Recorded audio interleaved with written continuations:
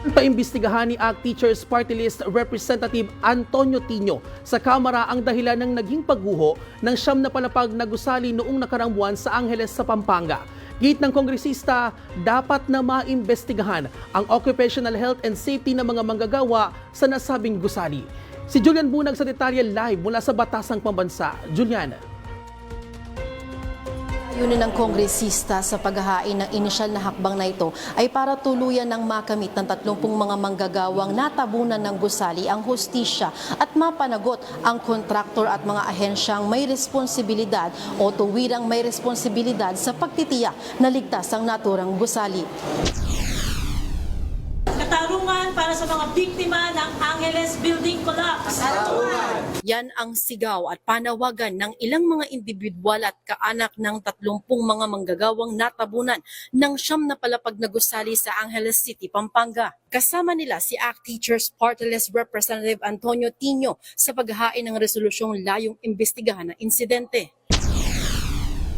Balikan natin kung paano ba talaga napoprotektahan ang kaligtasan ng mga manggagawa at kahit ngayon issue pa rin yung pagpapanagot at hustisya para sa mga biktima. Tandaan natin, 30 manggagawa ang namatay rito.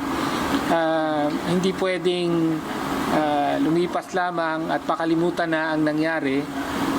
Kailangan may pagpapanagot, kailangan may pag-review sa responsibilidad ng mga ahensya ng gobyerno, yung with regard to building standards. Dagdag pa ng kongresista, hanggang ngayon hindi pa rin malinaw ang dahilan sa nangyaring pagguho ng gusali at wala rin anyang lumalabas na anumang ulat o inisyal na ulat ukol sa naging insidente. Hindi rin anya natutukoy hanggang ngayon kung sino ang responsable sa pangyayari. Ayon kay Paul Villuya, Vice Chairperson ng Kilusang Mayo 1, dapat lamang kondenahin ang nangyari dahil simula ng gumuho ang gusali ay hindi na nagpakita ang may-ari at kontraktor ng gusali.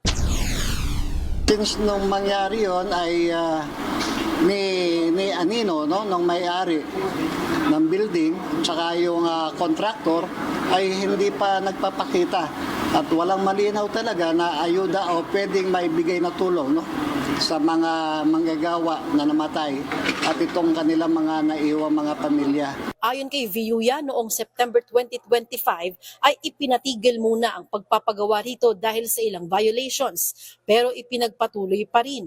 Kaya ang paghahain anya ng resolusyon para imbestigahan ng pangyayari ay isang pamamaraan para hindi na maulit ang ganitong mga pangyayari. At ang panawagan naman ng isa sa mga naulilang pamilya ng biktima. Sana naman din siya magpakita sa amin, lalo sa mga pamilya ng biktima.